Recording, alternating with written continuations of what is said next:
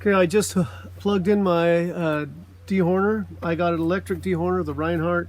What is it, model X-30. I've had it for quite some time, done a number of disbuddings of my goats. I got to tell you, as we're letting this heat up and we're getting ready to go, this is my least favorite job of the year. You know, we all enjoy our animals and like our animals, and in my case, I need to do it. I've had goats that I did not disbud get caught in the fence. Fortunately, my neighbor saved some of them before they strangled when I was gone. But and also, I have a petting zoo that these goats go in for my Christmas tree farm, so they need to be disbudded for that reason. And so I do it. I don't enjoy it. They scream and everything, and they scream bloody murder. But it's been my experience that there is some discomfort in the animal, but it's more scared than anything else. Goats are tough, and once you're done, usually you set them down, they look at you like, what was that for? And then they just go on with their life. I've never had one have long-term reaction or seem even somber the day after. So it works out. They're going to be fine. But I found that the YouTube videos when I first started learning to do this years ago just didn't tell the truth. They put on there, you know, ring for 10 seconds and get this bronze ring and the horns are going to be gone. And I did a number of goats longer than that. And sometimes it was successful. Most of the time I grew scurs. And so the goats looked like it worked for a while. And then months later you got this deformed horn coming out. And then I even had someone sell a goat back to me that I had sold them as disbudded because the horns looked bad, and so I took it back. And so I've been frustrated. I even hired a veterinarian to disbud my goats for me, a goat expert. She gave it anesthesia, put it to sleep, disbudded the goat, and gave it to me, and I paid her, and she let me watch her do it, and so I could learn, and that goat grew scurs too. So I got frustrated. Then I watched another guy do it that had a huge goat herd, and he just got after it. And that's what you got to do. You got to get in there. You got to go it longer.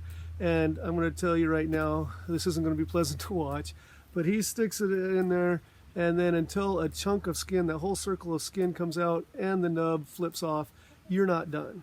You got to get after it. And so this is going to look ugly when it's done, but it's going to work, and the goat's going to be fine. Okay, the goat I'm doing today is Penelope. She's a doeling that was born a little over a week ago.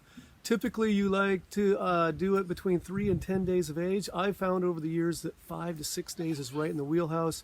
The baby goat is healthy enough to withstand the trauma, but yet the little BB of where the horn's coming is still really small, and you can have a lot of success. So I normally like to do it earlier than I'm doing it today.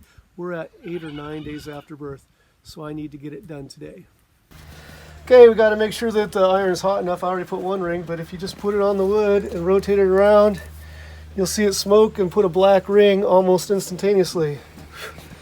We are hot enough, ready to go. Come, boys!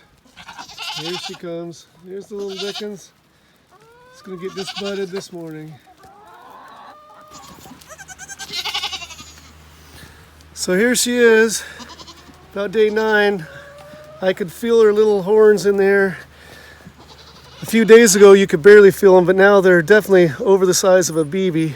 So I should have done this a few days ago, but we're still less than 10 days. We'll get it done, but it might take a little bit more work, which unfortunately it's not fun work.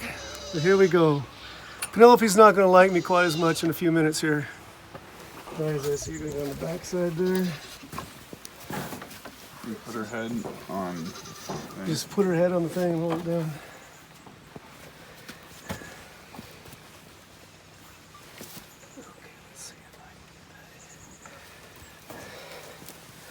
All right, she doesn't know what's going to be in here, so I'm just going to locate this. Like I said, I'm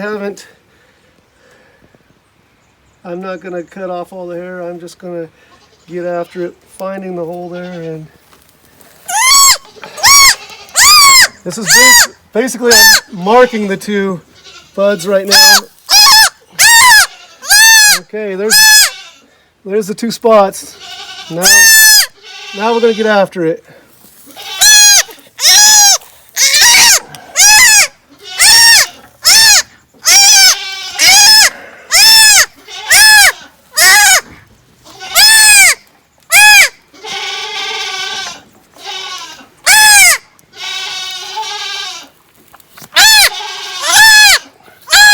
Okay, this is what I want. This whole nub is coming out right here.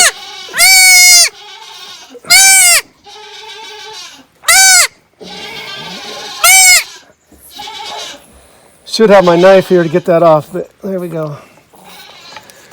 Okay, the whole nub came off and all the skin. Now I'm just gonna cauterize this.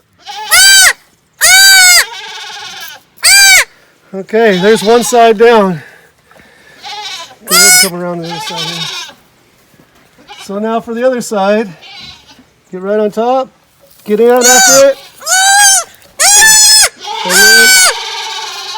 Get pressure in and flick out.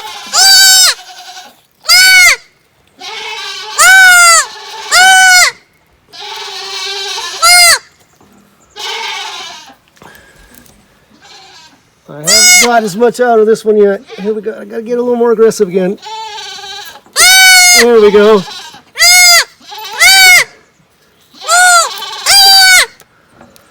There.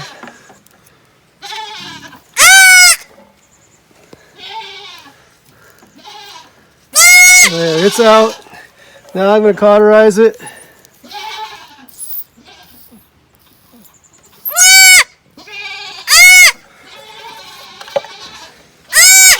Okay, now, one thing that I've found to be true, I want these goats to continue to like me. See how they calm down immediately? She's actually going to be fine. But if I was just to set her down immediately and let her run to mom, who's crying for her right now, she'd be really hard to pet tomorrow. So if I give her a little bit of love and get her to calm down in my arms, then when I come out tomorrow morning to feed the goats, she won't be as afraid of me. She knows that I didn't mean to hurt her. All right, Penelope? Now, if this was a buckling, I don't have a buckling I'd have to do this horn, and I'd have to come inside and form the triangle. Otherwise, you won't get it. On the bucklings, you got to do a lot more. But this is going to take really well. You can see she's fine now. She actually did not scream as much as most goats do. She did pretty good. You all right, baby girl? All right, let's go put you back with mom.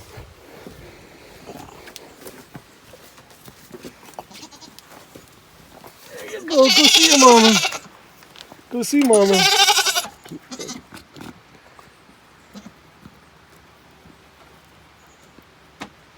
Yeah, she's all right.